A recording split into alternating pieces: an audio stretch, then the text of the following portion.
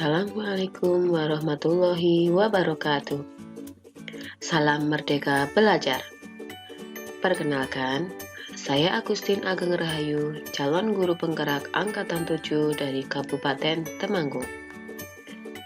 Ibu Bapak guru hebat, berikut saya tampilkan video aksi nyata saya modul 1.4 tentang budaya positif. Selamat menyaksikan.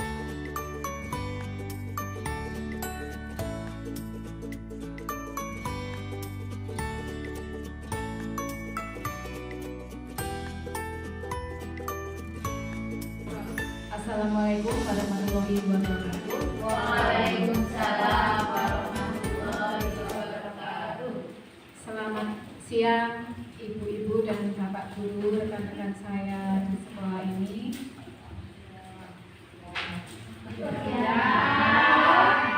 Terima kasih. Pertama-tama mari kita ucapkan puji syukur kehadirat Tuhan Yang Maha Kuasa, karena atas rahmat dan hidayahnya kita diberikan kesempatan untuk berada di ruangan ini untuk menghadiri kegiatan diseminasi saya tentang budaya positif dan keyakinan kelas modul 1.4 dalam pendidikan guru penggerak angkatan 7 dari Kabupaten Temanggung. Selanjutnya saya ucapkan terima kasih atas kehadiran Bapak dan Ibu guru semua karena telah hadir di ruangan ini. Saya sangat mengapresiasi kehadiran Bapak Ibu supaya nanti kita terdapat kesamaan visi tentang bagaimana cara mendidik peserta didik agar sesuai dengan profil pelajar Pancasila. Sebelumnya, karena tadi sudah makan siang, ya, apalagi cuaca sekarang sedang hujan, pasti Bapak dan Ibu sudah merasa mengantuk, ya. Supaya nggak mengantuk, saya mau mengetes konsentrasi Bapak Ibu semua. Apakah hati, jiwa, pikiran, dan perasaannya sudah ada di ruangan ini? Sepertinya tidak juga. Oke. Ketika saya, tolong perhatikan Bapak Ibu, ketika saya berbicara ular, Bapak Ibu bisa ular panjang, ular panjang, cacing pendek. Ular panjang, cacing pendek. Terima kasih. Kemudian apabila saya berkata gajah besar, apabila saya berkata semut kecil, bulatnya yang kecil aja. Kita tes dulu. Semut kecil, gajah besar, ular panjang. Oh, bagus, terima kasih. Selanjutnya, ini baru tahap pertama. Tahap kedua, Bapak Ibu silahkan apabila saya bilang ular kan panjang, tapi tindakannya pendek.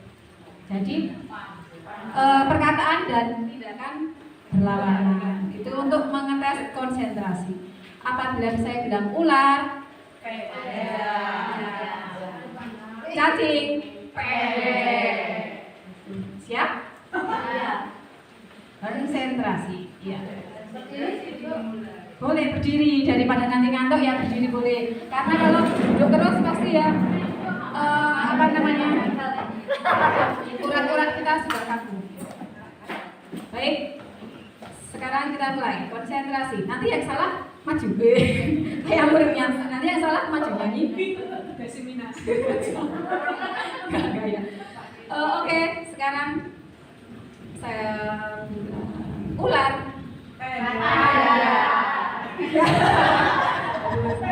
ya, oke. Ular panjang, cacing semut kecil, gajah besar, ular panjang,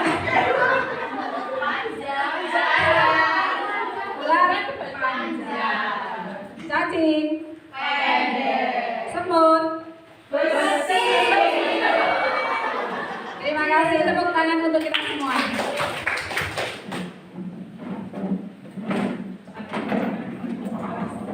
Sudah mulai agak itu ya Bapak Ibu ya, segar sedikit.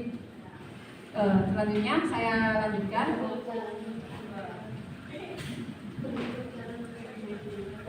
Berikut diseminasi saya berkaitan dengan budaya positif dan keyakinan kelas di SMP Negeri 1 Candiroto. Perkenalkan, mungkin ada yang belum kenal yang paling kanan itu fasilitator saya. Itu adalah Ibu Roro Suindah Wijayanti. Beliau adalah pengawas SMP dari Lumajang, Jawa Timur. Yang kedua, pengajar praktik saya yaitu Ibu Eni Lestari. Beliau mengajar di SMP 1 Beijing. Beliau yang mendampingi saya dan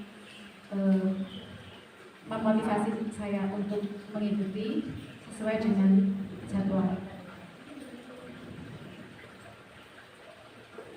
Selanjutnya tentang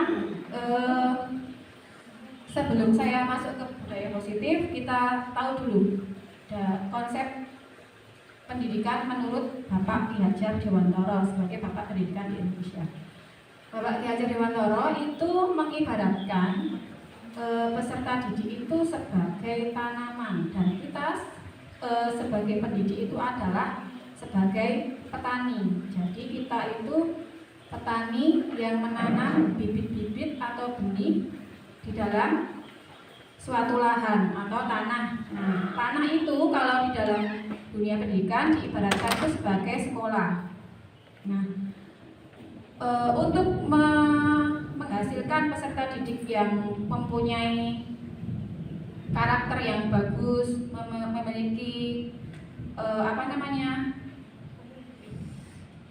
profil yang sesuai dengan pelajar Pancasila, itu dibutuhkan petani yang bisa bisa merawat.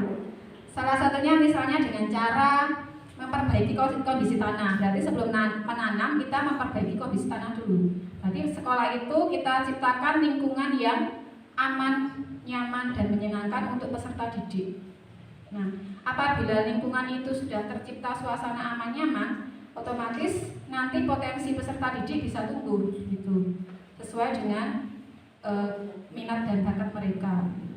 Kemudian selain memperbaiki kondisi tanah, kita juga akan misalnya memberi pupuk. Nah, memberi pupuk berarti kita memberikan perhatian terhadap tanaman itu. Dalam konteks ini kita akan memberi perhatian kepada peserta didik. Nah, kita sebagai pendidik itu memiliki tanggung jawab, yaitu menciptakan suasana atau suatu lingkungan yang positif yang terdiri dari warga sekolah. Nah, setiap warga sekolah itu harus saling bekerja sama, saling belajar, kemudian juga saling mendukung. Apabila sudah terjadi koordinasi yang bagus, itu akan tercipta kebiasaan-kebiasaan yang baik. Nah, kebiasaan yang baik itu akan memunculkan yang namanya karakter-karakter yang baik. Pada akhirnya, karakter yang baik itu dan kebiasaan yang baik itu akan membentuk yang namanya budaya positif. Seperti itu. Nah, tanggung jawab kita sebagai pendidik, tadi kita kan sebagai petani, kita harus memperhatikan tanaman yang kita tanam itu dengan cara mungkin menghilangkan atau mencabut gangguan-gangguan. Misalnya ada gulma, ada hama, itu harus kita cabut. Kalau di dunia pendidikan berarti peserta didik juga harus gitu. Kita membantu mereka menghilangkan gangguan-gangguan dari pas proses pembelajaran itu. Nah, suatu lingkungan yang aman dan nyaman akan memberikan murid kesempatan dan kebebasan untuk berproses, kemudian belajar. Apabila belajar berproses membuat kesalahan, ya nggak apa-apa mereka membuat kesalahan, tapi kemudian mereka belajar lagi, membuat kesalahan lagi, kemudian bisa belajar lagi. Nah, disitulah proses pembelajaran yang sebenarnya. Tapi pada umumnya kan kalau kita melihat siswa bersalah ya langsung kamu itu, nah gitu. Akhirnya apa? Siswa jadi perasaannya takut. Nah, apabila siswa dalam suatu sekolah itu merasa punya rasa tidak aman, punya rasa takut, maka proses belajar sendiri itu tidak akan bisa terjadi. Baik, untuk sebelum masuk ke budaya positif lagi, coba Bapak Ibu silakan berpasangan, satu pasangan dua orang lakukan kegiatan berpasangan ini. Misalnya ada dua, A sama B. Anda adalah A, bisa mengepalkan salah satu tangan, berarti salah satunya mengepalkan tangan, yang satunya berusaha membuka kepalan tangan temannya. Boleh caranya gimana? Boleh dibujuk, boleh dirayu, boleh diilik-ilik, atau boleh tak kasih permen wes buka tapi tangan ini. Nah, boleh silakan dilakukan. Kalau sudah nanti bergantian. Yang satu bertugas membuka, yang satu sudah langsung dibuka ya. Gantian. Bayangkan Bapak Ibu mewakilkan silakan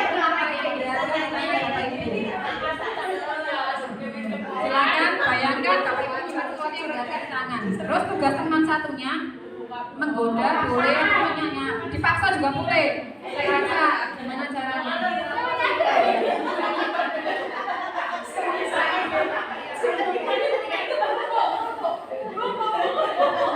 Coba saya mau tanya itu, apakah Anda atau yang A atau B membuka kepalan tangan? Ya. Ada yang membuka kepalan tangan. Mungkin punya alasan tertentu kenapa membuka kepalan tangan. Kasihan. Kalau yang ada juga yang menutup, nggak mau buka. Mungkin ada alasan juga. Ada yang berdagang. Nah, ada yang buka, ada yang berdagang. Terus kira-kira dalam kegiatan ini sesungguhnya siapa yang memegang kendali atas diri kita sendiri? Ya, diri kita sendiri yang memegang kendali. Mau kita membuka atau menutup itu kita yang memegang kendali. Begitu juga siswa juga saya mau maksudnya menurut apa ya? Mengikuti aturan atau tidak itu mereka yang memegang kendali sebenarnya. Begitu. Lanjut Bu. Nah, tadi ketika Bapak Ibu membuka dan menutup itu ada yang membuka, ada yang menutup. Ternyata ada alasannya. Jadi setiap manusia itu memiliki alasan atau tujuan ketika melakukan suatu tindakan. Nanti ada latar belakangnya. Salah satunya yang pertama adalah mungkin untuk menghindari ketidaknyamanan atau hukuman. Misalnya tadi ada yang diancam, berarti saya daripada saya nanti diancam saya tak buka aja. Nah, itu untuk menghindari ketidaknyamanan. Nah, ini adalah motivasi yang paling bawah. Maksudnya yang tingkatan yang paling rendah. Jadi kita melakukan sesuatu karena takut dihukum atau takut tidak nyaman gitu. Itu adalah yang pertama. Yang kedua, kenapa kita melakukan suatu perbuatan itu motivasi yang kedua untuk mendapatkan imbalan atau penghargaan. Tadi ada yang disuap, itu karena ingin penghargaan. Yang ketiga, untuk menjadi orang yang mereka inginkan dan menghargai diri sendiri dengan nilai yang mereka percaya. Berarti tadi ada yang menutup, nah karena saya percaya dalam kepala tangan saya ini ada yang berharga yang harus saya lindungi. Nah itu adalah tingkatan yang paling tinggi. Itu kita berbuat sesuatu karena memang motivasi dari dalam diri, bukan dari luar. Selanjutnya, nah dalam rangka menciptakan lingkungan yang positif tadi, lingkungan pembelajaran yang positif tadi, salah satu strateginya itu dengan cara disiplin positif. Kira-kira disiplin positif apa yang terlintas di benak Bapak dan Ibu? Disiplin positif. Ketika mendengar kata disiplin, apa yang terlintas di benak Bapak Ibu? Hukuman, aturan, tertib, patuh. Intinya murid merasa dibuat tidak nyaman gitu ya. Itu adalah disiplin. Nah, disiplin positif itu sebenarnya adalah cara kita mengontrol diri. Kita yang mengontrol diri kita sendiri dan bagaimana menguasai diri untuk memilih tindakan yang mengacu pada nilai-nilai yang kita hargai. Jadi nilai-nilai yang kita hargai itu adalah salah satu nilai-nilai kebijakan universal. Kebijakan yang berlaku, nilai-nilai yang berlaku di seluruh manusia, tidak membedakan agama, ras, suku atau negara. Nah, seseorang yang memiliki disiplin diri berarti mereka bisa bertanggung jawab terhadap apa yang dilakukan, karena mereka mendasarkan tindakan mereka itu pada nilai-nilai kebajikan universal. Berikut nilai-nilai kebajikan universal seperti yang sudah kita tahu dari kelima institusi atau organisasi yang memiliki nilai-nilai kebajikan yang sudah berlaku itu ada beberapa yang diyakini dan disepakati bersama. Yang Bapak Ibu tahu yang mana? Profil pelajar Pancasila, karena ini yang sedang diberlakukan di pendidikan di Indonesia, yaitu profil pelajar Pancasila. Ada berapa Bapak Ibu profil pelajar Pancasila? 6. Salah satu yang pertama, beriman dan bertakwa pada Tuhan Yang Maha Esa, berakhlak mulia. Kemudian yang kedua, berkebinekaan global. Yang ketiga, gotong royong. Yang keempat, mandiri. Yang kelima, anarkis. Dan terakhir adalah kreatif. Nah, itu yang nilai-nilai yang diyakini untuk murid-murid kita di Indonesia ini. Nah, ini sekarang sebelum kita tadi kan bicara disiplin positif itu pasti ada mendengar kata hukuman, gitu. Nah, hukuman dan penghargaan. Coba Bapak Ibu perhatikan di layar itu ada beberapa kasus. Ada satu kasus, bukan beberapa, satu kasus. Nah, Iva kurang menguasai pelajaran matematika sehingga pada saat pelajaran tersebut berlangsung, dia lebih banyak berdiam diri atau menggambar di buku pelajaran. Nah, pada saat guru matematikanya Pak Seno menanyakan pertanyaan, Iva menjadi gugup. Nah, tak sengaja menjatuhkan tasnya. Kemudian seluruh kelas menjadi tertawa karena perilaku Iva yang gagap dan terkejut. Kemudian ternyata Pak Seno membiarkan teman-temannya menertawakannya. Terus Iva disuruh maju ke depan untuk berdiri di depan kelas sambil menunjuk hidungnya karena tidak bisa menjawab pertanyaan dari Pak Seno tadi. Nah, kelas semakin ramai, berarti semakin wah kayak ono dolanan anyar gitu ya. Semakin ramai dan anak-anak pun tertawa melihat Iva di depan kelas memegang ujung hidungnya. Kira-kira dari kasus itu apakah Anda setuju dengan tindakan Pak Seno terhadap Iva? Kira-kira setuju apa tidak? Tadi Iva tidak bisa menjawab, terus ditertawakan temannya, Pak Seno-nya mendiamkan, kemudian disuruh maju ke depan dan ditunjuk hidungnya. Kira-kira itu tindakan Pak Seno menurut Bapak Ibu bagaimana? Setuju atau tidak? Tidak setuju. Mungkin ada alasannya Bu, mengapa? Menurut saya tindakan Pak Seno itu tidak setuju ya, saya tidak setuju dengan tindakan Pak Seno karena tindakan Pak Seno itu dengan membiarkan teman-temannya sama saja membiarkan temannya membuli Iva ya. Kemudian apalagi menyuruh anaknya di depan kelas sambil menunjuk itu kan berarti Pak Seno-nya juga melakukan tindakan bully. Masih mungkin ada yang berpendapat lain, Pak Ibu.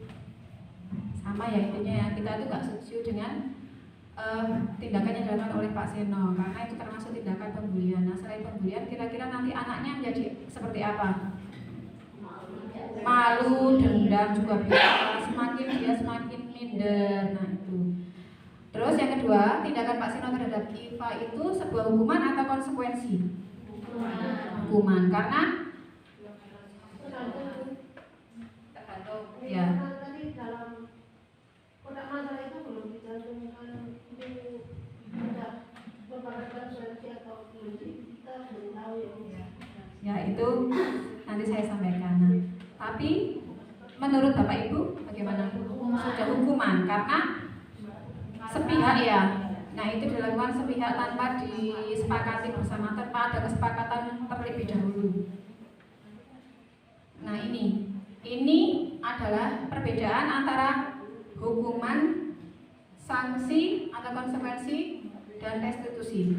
Apabila kita mendapati peserta didik atau murid yang melakukan pelanggaran, itu kebanyakan dari Bapak Ibu melakukan yang sebelah mana? Kiri, tengah, apa kanan? Tengah. Ada yang sanksi atau konsekuensi, ada yang menghukum, ada kiri, kadang ada tengah. Ya. Tapi untuk yang kalau kita melakukan hukuman, berarti kita itu termasuk membuat identitas gagal, berarti mematikan potensi siswa, identitas gagal. Kalau kita melakukan dengan sanksi atau konsekuensi, itu termasuk identitas berhasil dan sudah termasuk penerapan disiplin. Ada perbedaannya. Yang pertama, hukuman itu sesuatu yang menyakitkan dan harus terjadi. Kalau yang konsekuensi itu sesuatu harus terjadi. Kemudian kalau hukuman yang selanjutnya tidak nyaman, anak dibuat tidak nyaman. Terus korban mendapat keadilan. Kemudian murid atau anak akan tersakiti tadi, akan merasa tersakiti. Kalau sudah tersakiti pasti akan punya dendam dan akhirnya sampai kapanpun anak tersebut tidak akan menyukai pelajaran Pak Seno tadi. Sedangkan kalau sanksi itu sama, sesuatu harus terjadi, kemudian dibuat juga tidak nyaman, hanya jangka waktunya itu lebih pendek. Jadi dibuat tidak nyaman tapi jangka waktu lebih pendek. Kemudian korban bisa diabaikan sanksi. Selanjutnya murid atau anak dibuat juga tidak nyaman, sama dengan hukuman. Dan selanjutnya penguatan hanya bertahan dalam jangka waktu yang pendek. Jadi penguatannya sementara, gitu, tidak bisa sampai ketika dia sudah lulus atau bagaimana. Itu perbedaan antara hukuman, konsekuensi, dan restitusi. Nah, berikut ada seorang ilmuwan atau penemu namanya Alvin Kohn. Nah, itu dalam bukunya Punish by Rewards. Dalam kutipannya itu penghargaan maupun hukuman adalah cara mengontrol perilaku seseorang yang dapat menghancurkan potensi untuk pembelajaran sesungguhnya. Jadi kalau kita memberi penghargaan maupun memberikan hukuman kepada anak itu ternyata membuat mereka malah mematikan potensi atau bakatnya mereka. Karena sesungguhnya proses pembelajaran itu adalah yaitu proses pembelajaran itu adalah penghargaannya untuk dia. Jadi kita kalau dia sedang melakukan misalnya ranking 1 terus dapat juara, dapat hadiah. Nah, akibatnya apa kalau dapat hadiah, dapat penghargaan? Kan kualitas tidak bisa meningkat kan? Dia akan merasa sudah puas dengan pencapaiannya. Begitu.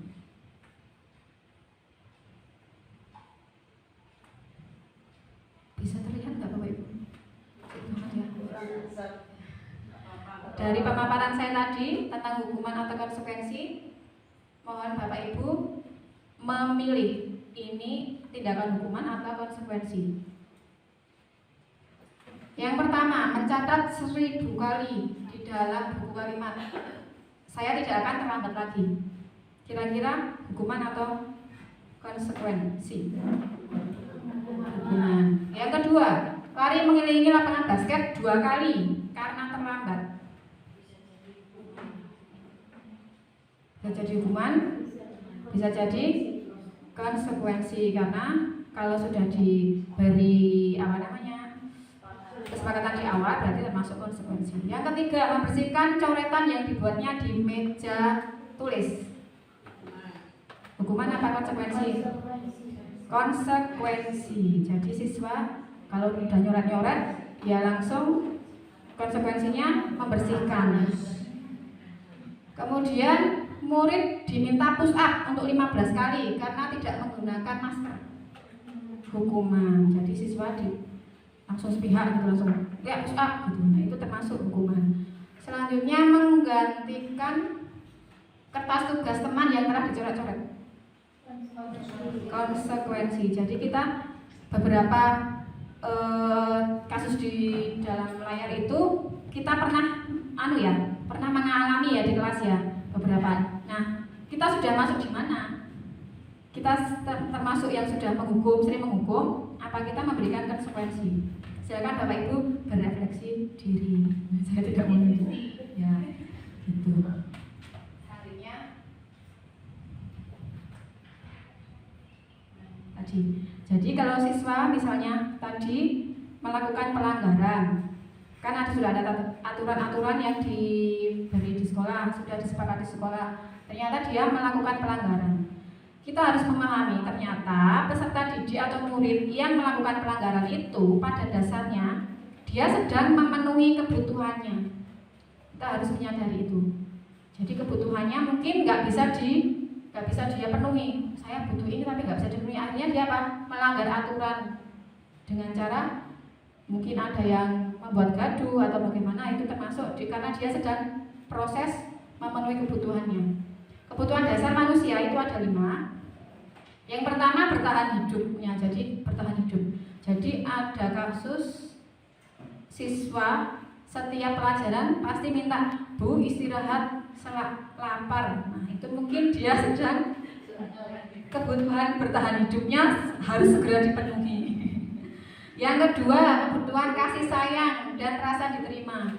Kan kadang ada yang anak yang nempel-nempel ke kita terus nanya-nanya, Bu ini bagaimana, terus setiap ada apa lapor ke kita. Nah, seperti kita ibunya. Nah, itu karena apa? Mungkin dia di rumah kurang mendapatkan kasih sayang. Nah, dengan di sekolah dia mencari perhatian agar disayangi oleh gurunya misalnya.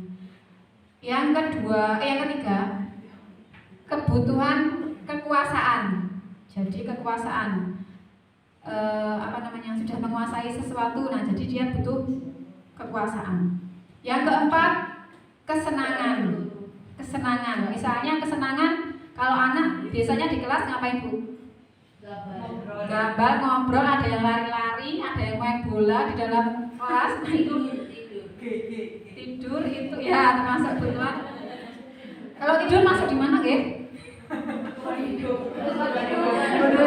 ya. Misal main-main bola, nah itu kebutuhan kesenangan. Gangguin kancane karena dia seneng delok, dia nek diganggu mimik mukanya lucu misalnya. Nah, akhirnya dia mengganggu temannya. Nah, itu karena dia sedang memenuhi kebutuhan kesenangannya. Yang terakhir kebebasan. Dia butuh kebebasan. Misalnya begini, dalam pelajaran, Bu kok di dalam kelas terus kok ceramah terus. Nah, berarti dia butuh kebebasan. Dengan cara belajar apa? Di luar misalnya, dengan belajar di luar kelas. Itu termasuk dia proses memenuhi kebutuhan. Nah, bagaimana sikap kita terhadap siswa yang sedang berusaha memenuhi kebutuhannya tersebut? Nah, tugas kita adalah membimbing, menuntun mereka. Apabila mereka berada di jalur yang salah, kita tuntun agar masih berada dalam jalur rel yang sudah kita sepakati bersama. Lanjut.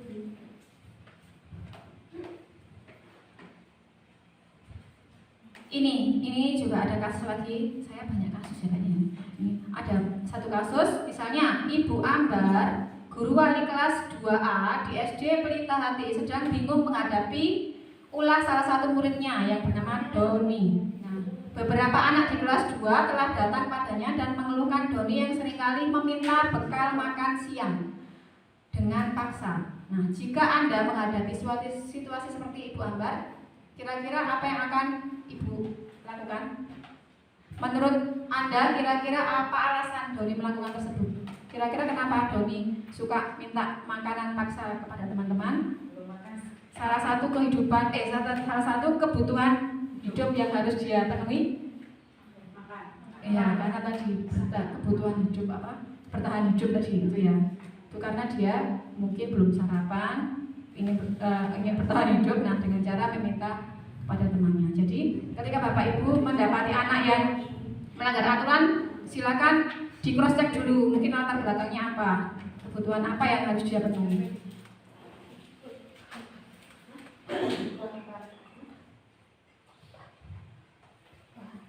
Selamat pagi. Ya, baik. Selanjutnya restitusi. Nah, jadi ada konsekuensi hukuman sama yang terakhir restitusi. Ini adalah cara untuk meraih disiplin positif yang paling disarankan atau yang paling direkomendasikan untuk menciptakan budaya positif. Misalnya ini, di dalam sebuah acara pesta ulang tahun teman Anda memecahkan gelas, apakah Anda membiarkan dia membayar harga gelas yang dipecahkan? Biasanya gimana? Tidak apa-apa, kadang rapopo, engkau nak yang kita tunggu iso turune misalnya. Itu. Yang kedua misalnya, Anda sudah janji temu dengan teman Anda, ternyata dia memiliki janji bertemu dengan orang lain di tempat lain, sedangkan Anda itu terpaksa naik taksi menemui teman Anda tersebut. Apakah Anda akan meminta teman Anda membayar biaya taksi Anda? Kira-kira bagaimana? Ya tidak. Nah, itulah kebanyakan atau miskonsepsi dari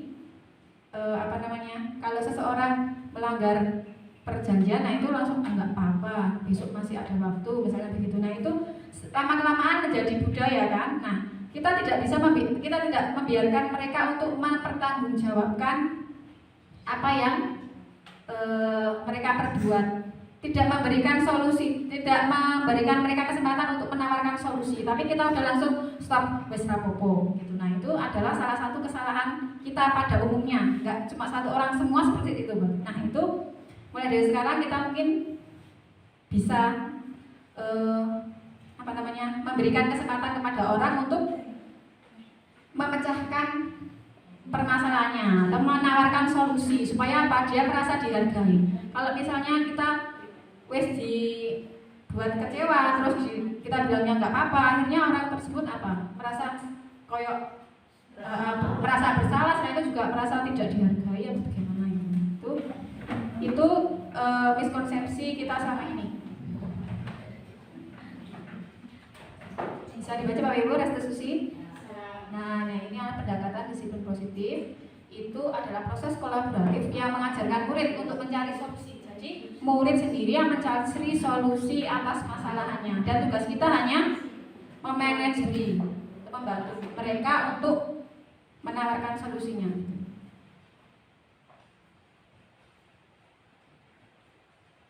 Ciri-ciri restitusi. Jadi restitusi itu adalah mungkin untuk kita adalah hal yang baru ya, karena saya juga baru saja mendapatkan pengetahuan tentang restitusi. Restitusi itu cirinya ada 7, yaitu yang pertama bukan untuk menebus kesalahan, tapi untuk belajar dari kesalahan. Tujuannya itu.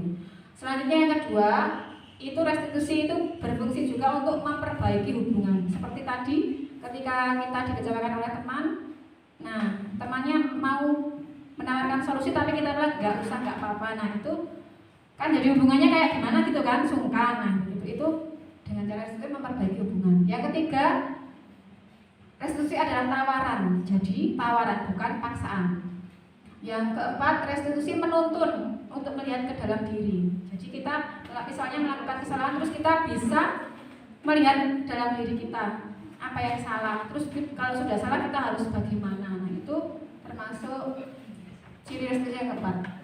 Dan yang kelima, restitusi mencari kebutuhan dasar yang mendasari tindakan. Yang keenam, restitusi fokus pada karakter, bukan kepada tindakan. Dan terakhir, restitusi itu dapat mengembalikan murid yang berbuat salah pada kelompoknya. Ketika siswa sudah berbuat salah, kadang kalau kita menghukum, dia kembali ke kelompoknya pasti merasa seperti dibully, terus merasa paling minder, paling kecil. Nah itu dengan restitusi kita bisa mengembalikan kepercayaan dirinya, bisa mengembalikan kekuatan dirinya. Selanjutnya restitusi 5 posisi kontrol. Nah ini posisi kontrol seorang pendidik ada 5, ada penghukum, pembuat merasa bersalah, teman, pemantau, dan manajer. Kira-kira Bapak Ibu masuk yang mana? Kadang 1, kadang 3, kadang 5, kadang semuanya.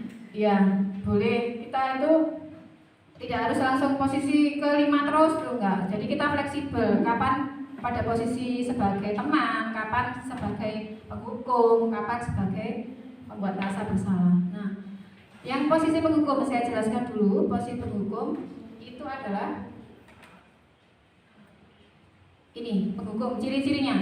Nada suara tinggi. Jadi ketika ngomong kamu itu, nah modelnya sudah tinggi, terus bahasa tubuh, matanya melotot. Misalnya ada yang piket di depan, terus ada siswa yang terlambat.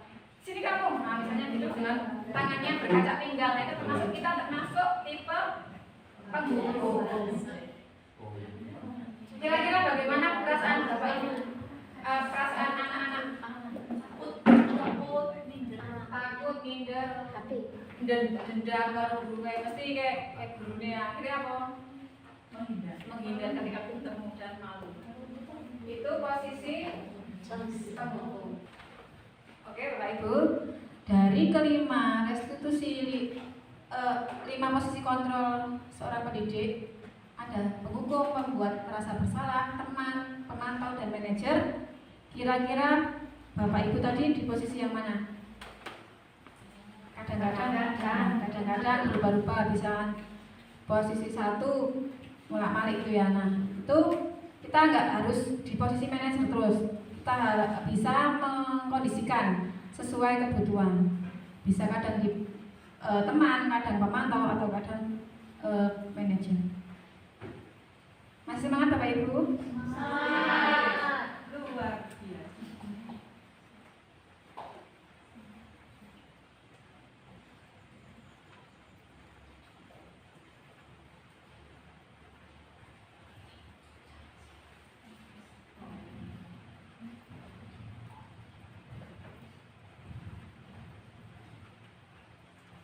Baik, supaya semangatnya masih membara lagi, silakan Bapak Ibu berdiri dulu atau berdiri sebentar. Saya siang-siang saya rasakan baik,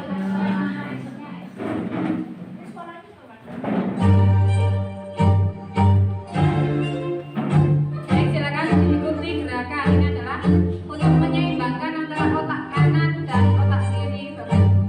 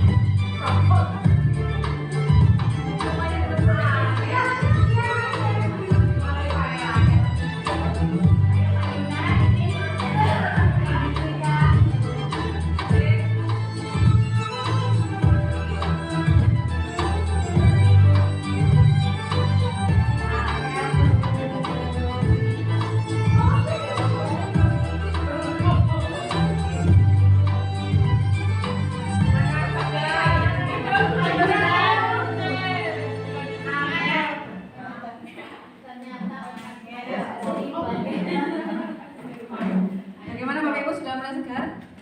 Bingung. Kalau guru matematika pasti penuh dengan perhitungan. Nah itu. Tujuannya apa Bapak Ibu kita tadi senam otak? Menyeimbangkan antara otak kanan dan otak kiri. Supaya apa? Seimbang. Karena kita kan dominan menggunakan salah satu otak saja. Katanya kalau otaknya itu salah satu dominan ya berarti yang satunya nanti semakin tidak teori evolusi ya Bu. Semakin mengkerak, nah tidak berkembang. Ya, saya lanjutkan tentang posisi kontrol kita sebagai pendidik. Misalnya ini posisi pembuat penghukum, tadi penghukum ya. Penghukum itu ciri-cirinya apakah kita termasuk guru yang penghukum? Nah itu bisa dilihat dari cirinya, nada suara tinggi, kemudian bahasa tubuhnya mata melotot dan jari-jari menunjuk-nunjuk. Nah itu termasuk, oh berarti kita selama ini adalah sebagai penghukum. Hasilnya apa kalau kita sebagai penghukum? Kira-kira hasil yang dirasakan oleh anak apa? Dia akan takut, merasa dendam, dan semakin susah diatur, semakin agresif. Bisa jadi sudah dia duduk mungkin akan berbuat yang lain. Nah, karena tadi dendam, sudah dihukum gitu. Itu sebaiknya kita menghindari posisi penghukum. Selanjutnya, posisi pembuat merasa bersalah. Pembuat merasa bersalah itu dicirikan dengan nada suara yang melas, pelan, halus, kemudian bahasa tubuhnya yang mendekat ke anaknya. Nah itu, misalnya, kamu ini gimana toh? Apa nggak kasihan sama guru? Apa kamu mau bu guru dimarahi sama kepala sekolah? Nah itu termasuk pembuat merasa bersalah. Jadi kita pelan ngomongnya lembut tapi jelek. Nah itu jadi membuat anak menjadi langsung wah berarti guru-guru aku nih. Misalnya guru kena marah atau bagaimana, nah itu berarti wah jangan-jangan gara-gara saya gitu. Hasilnya bagaimana kalau kita menjadi posisi pembuat merasa bersalah? Murid akan jelas merasa bersalah. Setelah merasa bersalah dia akan merasa menjadi orang yang gagal. Oh berarti aku salah ya, menjadi orang yang tidak sanggup membahagiakan orang lain.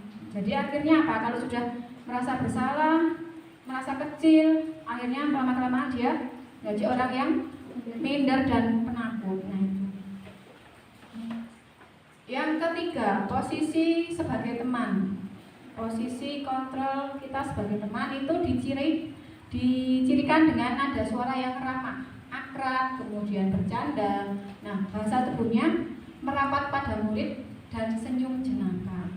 Misalnya ada anak yang tidak mengerjakan PR, terus kita kenapa nggak mengerjakan PR? Lupa bu. Ah kamu ini kok sering lupa terus. Yowes rapopo sih soal coba ini ya. Nah itu termasuk posisi kontrol kita sebagai teman. Hasilnya apa kalau kita memposisikan diri sebagai teman? Tuh murid akan merasa senang dan akrab dengan guru. Ya itu ya ada kelebihan ada kekurangannya ya. Akrab ya ada bagusnya ketika mereka sudah akrab dengan kita berarti mereka mau mengikuti segala pelajaran yang kita berikan. Nah termasuk dampak positifnya itu. Nah hanya saja di sisi negatif murid menjadi tergantung pada guru tersebut. Jadi muridnya jadi ketergantungan sama salah satu guru yang dianggap dia sebagai temannya. Akibat lainnya apa? Guru tidak dihargai. Benar sekali Bu. Guru tidak dihargai. Jadi sak penak dhewe, peh koyo koncone akhirnya murid merasa terlalu dekat ya Ibu, semakin melunjak. Ya, posisi yang keempat itu sebagai pemantau, dicirikan dengan nada suara yang datar dan bahasa tubuh yang formal. Jadi ya datar yang nggak bercanda, ya tidak galak, ya datar-datar aja itu termasuk sisi pemantau. Contohnya begini, Adi, misalnya ada yang terlambat. Nah kita sebagai pemantau berkata, Adi, kamu tahu jam berapa pelajaran dimulai? Nah itu berarti kita termasuk pemantau. Kira-kira, nah ya kamu terlambat. Kira-kira apa konsekuensinya kalau kamu terlambat? Nah itu termasuk pemantau.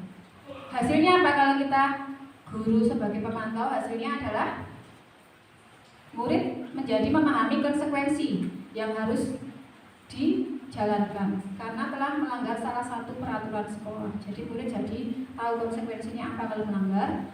Kemudian guru tidak menunjukkan suatu emosi berlebihan sehingga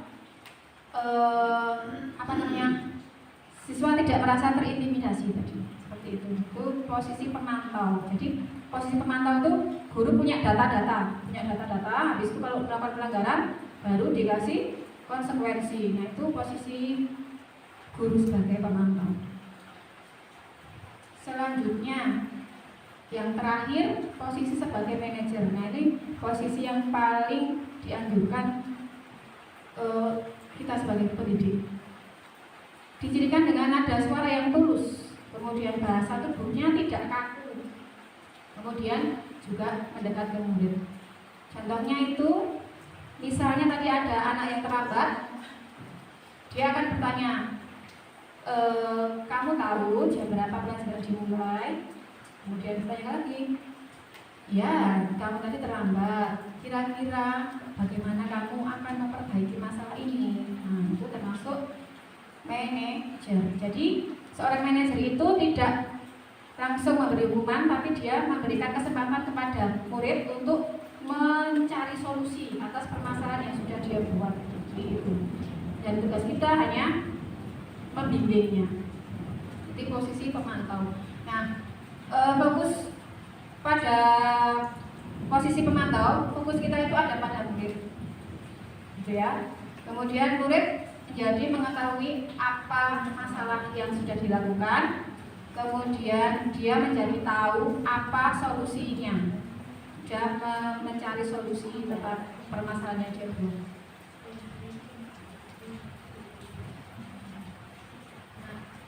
Tadi posisi kontrol, sekarang tadi restitusi. Tadi restitusi itu ada 3 tahapan. Setiap tahapan ini apakah boleh kalau tahapnya diacak begitu Bapak Ibu?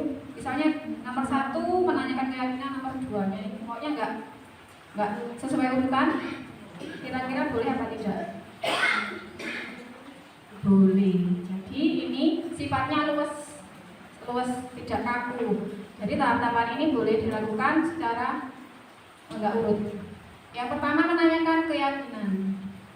Tadi menanyakan keyakinan, misalnya terlambat itu menanyakan keyakinan apa yang sudah kita yakini selama ini. Itu termasuk menanyakan keyakinan. Yang kedua, menstabilkan identitas. Bertujuan untuk mengubah identitas anak. Jadi dari yang posisi tadi gagal menjadi posisi berhasil atau sukses. Menstabilkan identitas anak. Misalnya dia berbuat salah atau terlambat datang sekolah tadi, kita tanya kepada anak, kenapa terlambat? Terus nggak apa-apa. Semua manusia itu pernah berbuat salah, termasuk ibu guru juga begitu. Tapi yang paling penting kita bukan fokus pada masalahnya, bagaimana cara mencari solusi atas permasalahan yang sudah kamu buat. Yang terakhir, validasi tindakan yang salah. Validasi tindakan yang salah itu berarti untuk mewujudkan bahwa guru memahami alasan tindakan siswa. Misalnya terlambat, berarti kita nggak langsung menghukum, tapi tanya dulu, kamu kenapa terlambat? Nah itu ditanyakan. Kira-kira kalau terlambat, terus bagaimana? Itu termasuk nanti sudah termasuk segitiga restitusi. Apakah Bapak Ibu sudah melakukan itu semua? Menanyakan keyakinan dulu, atau validasi tindakan yang salah. Diacak boleh. Silakan Bapak Ibu boleh dicatat kalau misalnya ada yang penting bisa dilaksanakan.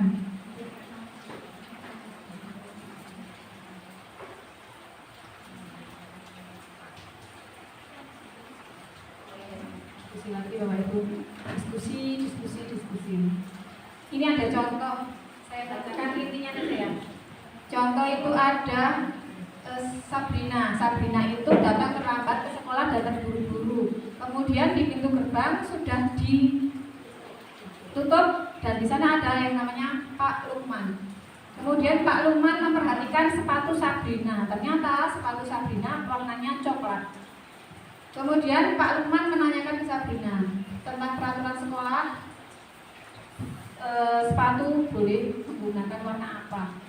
Kemudian Sabrina menjawab sudah mengetahui berwarna hitam, tapi karena terburu-buru bangun pagi dia terburu-buru berangkat ke sekolah, akhirnya dia salah ambil sepatu warnanya yang coklat. Nah, Pak Lukman tetap bersikeras pada peraturan yang berlaku dan mengatakan, ya sudah, kamu sudah melanggar peraturan sekolah, kamu salah, sudah terlambat, sudah salah warna sepatu pula. Kira-kira tindakan tersebut tadi itu termasuk posisi apa, Pak Ibu? Posisi salah. Ya, kamu salah sudah terlambat penghukum ya. Kemudian Pak Lukman ternyata juga segera buka sepatu itu. Sekarang kamu bertelanjang kaki masuk sekolah sampai pulang baru diambil. Nah, itu termasuk penghukum tadi, benar. Dari Bu Asri itu termasuk posisi penghukum. Meskipun Sabrina meminta maaf dan memohon untuk tidak disita sepatunya, tapi Pak Lukman tetap patuh pada peraturan tadi. Nah, itu berarti Pak Lukman termasuk posisi penghukum. Kasus yang kedua, ada dua kasus Bapak Ibu, supaya Bapak Ibu tahu bedanya posisi penghukum dan kelima posisi kontrol itu, pokoknya 5 itu ya. Kasus selanjutnya yang kedua, Anto dan Dino sedang bermain di lapangan basket. Nah, tiba-tiba terlibat dalam pertengkaran mulut dan adu mulut. Dino menjadi emosi dan mengadakan kontak fisik, menarik kemeja Anto dengan kasar. Jadi kemejanya ditarik dengan kasar sampai 3 kancingnya terlepas. Pada saat itu guru piket datang melerai dan membawa ke kepala sekolah. Nah, ternyata Ibu Suti sebagai kepala sekolah berupaya menenangkan keduanya dengan bertanya kepada Dino, sepertinya kamu saat ini sedang marah sekali. Nah, mendengar itu Dino pun mengalir bercerita tentang kesalahan hatinya. Kemudian Ibu Suti melanjutkan bahwa membuat kesalahan itu adalah hal yang manusiawi. Jadi Ibu Suti itu adalah orang yang ngayomi gitu ya. Gak apa-apa, berbuat masalah itu adalah manusiawi. Namun meminta Dino memikirkan kira-kira cara apa yang mungkin lebih efektif karena saat ini Dino berada di ruang kepala sekolah. Nah, Ibu Suti melanjutkan lagi tentang keyakinan sekolah yang sudah disepakati. Kira-kira serta apakah Dino bersedia memperbaiki kesalahan yang dilakukan oleh Anto. Nah, Dino pun akhirnya perlahan mengangguk. Dan Ibu Suti balik bertanya kepada Anto, kira-kira apa yang harus Dino lakukan untuk memperbaiki masalah. Nah, Anto yang kakinya dilepas tadi gara-gara berkelahi itu menjawab, saya perlu kancing saya diperbaiki Bu. Nah, ibu saya akan sangat marah kalau melihat kancing baju saya lepas. Kemudian Ibu Suti pun kembali bertanya kepada Dino, kira-kira kamu bersedia mengganti kancing yang lepas di bajunya Anto? Dan Dino berpikir senyap. Dinonya masih ngeyel, masih ngeles. Nah, wah nggak tahu Bu, saya lem kembali mungkin ya Bu, supaya kancingnya bisa nempel kembali. Nah, Ibu Suti berpikir dan menanggapi, kalau dilem kira-kira mudah lepas apa enggak Dino? Nah, masih memberikan pancingan-pancingan gitu. Bagaimana kalau kamu menjahit saja? Nah, itu Ibu Suti sebagai sebagai kepala sekolah menawarkan solusi. Dan Dino tampak ragu-ragu dan menanggapi, menjahit? Mana saya tahu bagaimana menjahit Bu. Nah, ternyata si Dino kok masih ngeles lagi. Menjahit? Saya nggak bisa jahit Bu. Nah, ternyata Ibu Suti masih tetap dengan sabar memberikan umpan balik kepada Dino. Apa kamu bersedia menjahit? Bersedia belajar menjahit Dino? Nah, itu Bu Suti menanggapi seperti itu. Kemudian si Dino menjawab. Ya nanti saya akan belajar menjahit dengan Pak Irfan. Nah, kira-kira posisi Ibu Suti itu sebagai kepala sekolah pada posisi kontrol yang mana, Bapak Ibu? Manajer. Dari tindakan yang mana Bapak Ibu bisa mendeskripsikan bahwa Ibu Suti itu adalah manajer?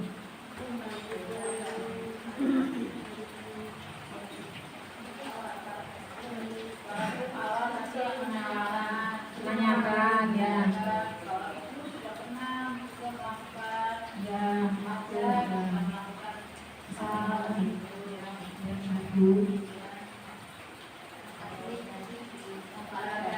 Validasi tindakan yang salah.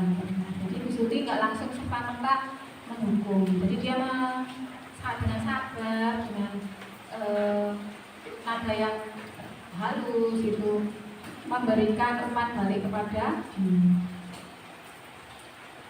Jadi itu yang terakhir lagi Bu Suti adalah posisi manajer. Kira-kira kalau misalnya kita sebagai Ibu Suti seperti itu, bagaimana kondisi peserta didik kita, Bapak Ibu? Kalau semua guru kayak Ibu Suti, wah, berarti Ibu Suti adalah panutanku misalnya. Kira-kira seperti apa kondisi siswa kita? Kita bisa bayangkan, kita bisa bermimpi. Nah, dari mimpi itu nanti kita akan mewujudkan pendidikan yang lebih baik, terutama pendidikan sistem ekosistem pendidikan di Candiroto. Jadi kesamaan visi kita sama tadi.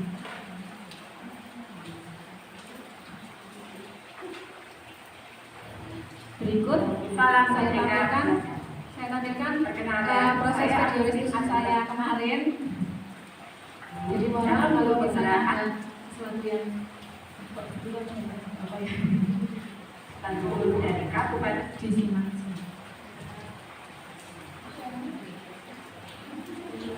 Salam Merdeka Belajar. Perkenalkan, saya Agustin Abdul Rahayu, calon guru penggerak Angkatan 7 dari Kabupaten Temanggung. Berikut saya tampilkan video segitiga restitusi yang saya lakukan di sekolah. Selamat menyaksikan.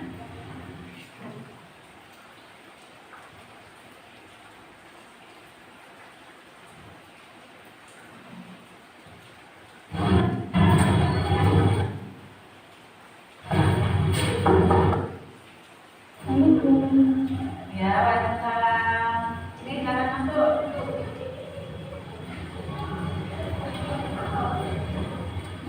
Ya. Nah, Ibu tadi mendapat laporan bahwa nangis. Kenapa? Kira-kira apa yang terjadi?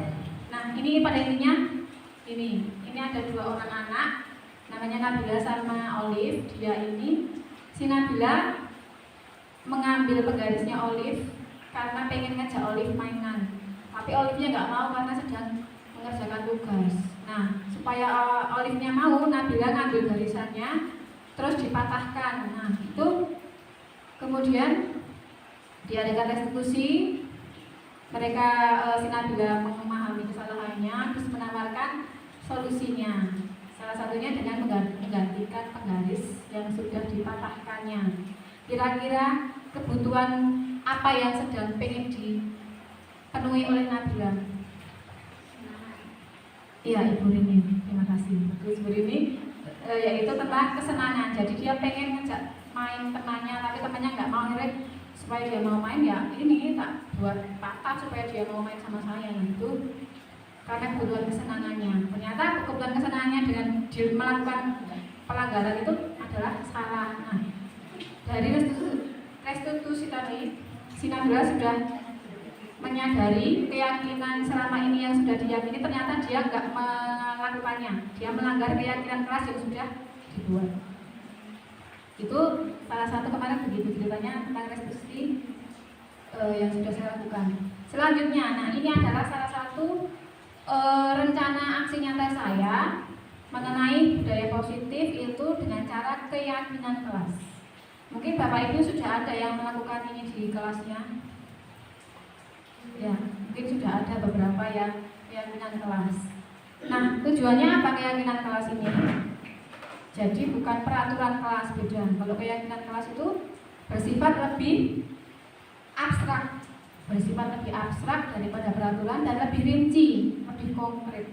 Kemudian berupa pernyataan universal.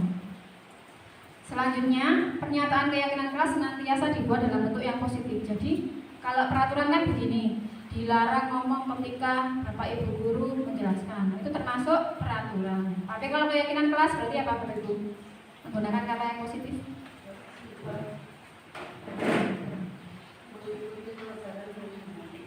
Atau dalam satu payung besar yaitu menghargai orang lain. Mungkin begitu, lebih simpel. Selanjutnya keyakinan kelas hendaknya dibuat tidak terlalu banyak, kemudian mudah diingat dan dipahami oleh semua warga kelas. Jadi yang dibuat itu nggak usah mulu-mulu banyak-banyak, cukup 5 mungkin atau 3, tapi itu dilakukan benar-benar oleh warga kelas atau warga sekolah. Selanjutnya keyakinan kelas sebaiknya sesuatu yang dapat diterapkan di lingkungan. Jangan membuat keyakinan kelas yang nggak mungkin kayak dilakukan di SMP 1, nah itu jangan dihindari ya Ibu ya. Selanjutnya semua warga kelas hendaknya ikut berkontribusi dalam pembuatan keyakinan kelas. Mungkin kita bisa bermimpi dulu membuat keyakinan sekolah, terus di apa namanya, ditempel di tembok-tembok. Nah itu sebagai keyakinan sekolah. Terus selanjutnya yang terakhir, ketika sudah dibuat keyakinan kelas, nah secara berkala kita meninjau kembali tentang keyakinan kelas yang sudah dibuat. Apakah perlu perbaikan, apakah perlu penambahan? Itu termasuk beberapa poin-poin tentang keyakinan kelas.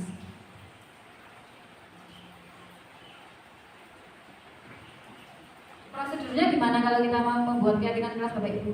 Prosedurnya yang pertama, jelas kita warga sekolah bercurah pendapat. Jadi dalam satu kelas saja mungkinnya kita buat dulu keyakinan kelas dulu. Dalam satu kelas kita buat curah pendapat dulu. Curah pendapat, setiap siswa memberikan kontribusinya, pendapatnya, keyakinan kelasnya apa saja yang mau dibuat. Selanjutnya yang kedua, mencatat semua masukan. Jadi setiap siswa dicatat semua. Kalau sudah dicatat mungkin di papan besar atau di kertas yang besar, ditulis semua. Setiap siswa 32, berarti ya 32 ada semua. Dari 32 itu disusun keyakinan kelas sesuai prosedur, mengganti kata-kata negatif menjadi kalimat yang positif. Biasanya kan murid kalau disuruh ya buat kalimat kira-kira apa yang untuk keyakinan kelas kita laksanakan gitu, misalnya dilarang ngomong atau dilarang makan. Nah itu termasuk kalimat negatif. Nah dari semua yang sudah terkumpul tadi, kalau ada yang negatif diubah menjadi kalimat yang positif. Contohnya jangan berlari di kelas, berarti diganti dengan berjalanlah di kelas. Yang keempat, sudah semuanya terkumpul tadi, tinjau kembali. Kira-kira ada nggak yang sama? Setiap siswa kan pasti ada yang sama ya.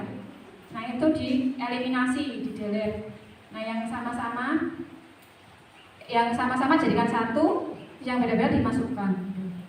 Yang kelima, setelah keyakinan sekolah atau kelas dibuat, semua warga dipersilahkan meninjau ulang. Jadi sudah dipampang, sudah ditempel, terus ditinjau ulang. Kira-kira sudah benar apa belum? Apa mau ditambahi lagi? Nah gitu. Dan terakhir, keyakinan kelas itu kalau sudah ditempel, ditandatangani oleh semua warga sekolah atau warga kelas. Berarti kalau sudah tanda tangan berarti sudah apa? Setuju. Sudah setuju, baru dibuat yang bagus di kertas atau mungkin di print, boleh ditempelkan di kelas. Contohnya ini adalah contoh keyakinan kelas. Sederhana ya Bapak Ibu ya. Hanya kata hormat gitu. Hormat. Contohnya, kami meyakini bahwa sangat penting untuk menghormati semua orang. Jadi hormat itu bukan hanya hormat sama orang, tapi sama barang juga harus kita hormati, barang milik orang lain kita hormati. Bekerja, yang kedua bekerja. Kami meyakini bahwa sangat penting mengerjakan segala pekerjaan dan mengikuti tugas yang sudah diberikan. Jadi termasuk cukup 3 tok ini di kelas boleh. Yang penting nanti terlaksana gitu. Kenapa kok harus keyakinan kelas, kenapa bukan peraturan?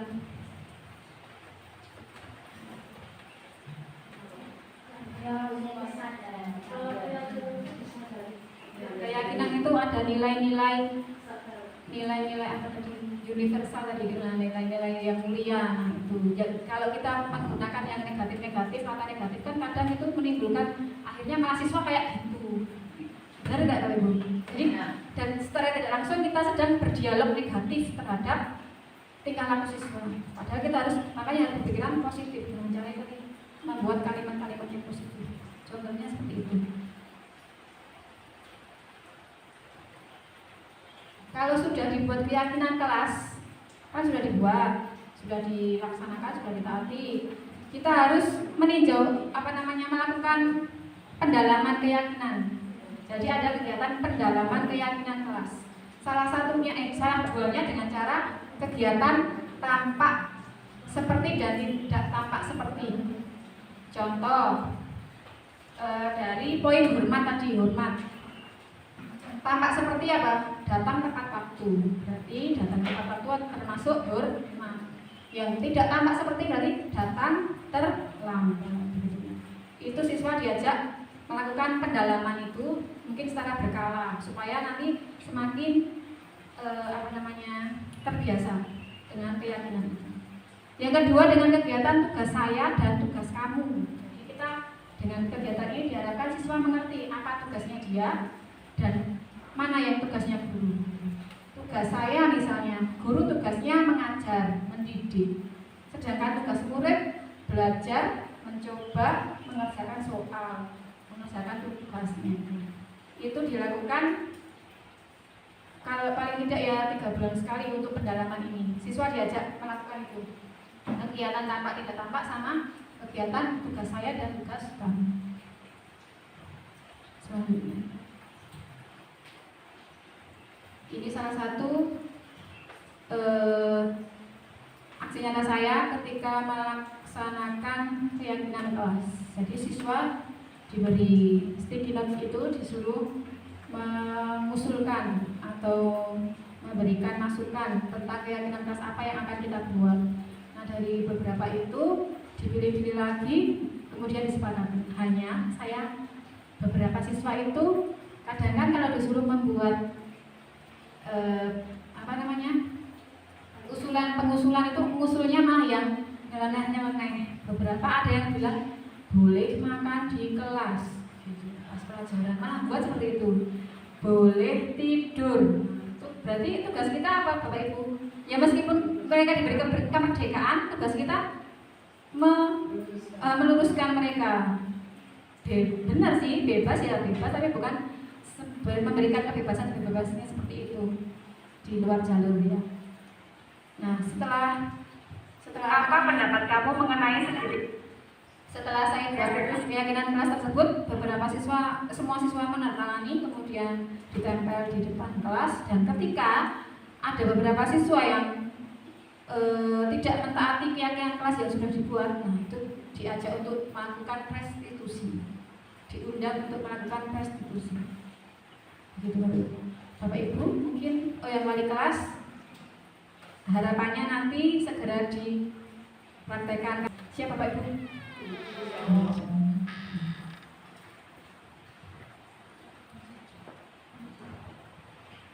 Apa pendapat kamu mengenai segitiga restitusi?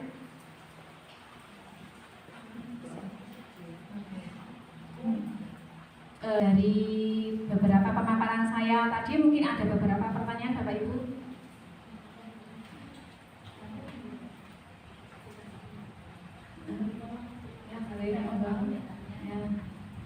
Ya, terima kasih. Untuk keyakinan kelas itu apakah hanya bisa dibuat oleh Bapak Ibu wali kelas atau bisa dilakukan juga oleh Bapak Ibu guru mata kelasnya? Terima kasih. Ya, terima kasih Bu Lastri, pertanyaan yang sangat bagus. Jadi keyakinan kelas itu tidak harus wali kelas Bu. Jadi guru mata pelajaran boleh. Misalnya keyakinan kelas IPA itu boleh. Jadi setiap guru boleh punya keyakinan sendiri. Siap untuk melaksanakan Bapak Ibu ya, nanti kita sama-sama membuat keyakinan kelas. Harapannya nanti sekolah kita menjadi lebih kondusif dan tercipta budaya positif. Dan siswa merasa aman, nyaman dalam proses pembelajaran dan tidak merasa takut ketika belajar. Itu harapannya. Mungkin ada lagi Bapak Ibu? Apabila tidak ada, sekian dari saya. Terima kasih atas partisipasi aktif Bapak Ibu. Sekian, wassalamualaikum warahmatullahi wabarakatuh.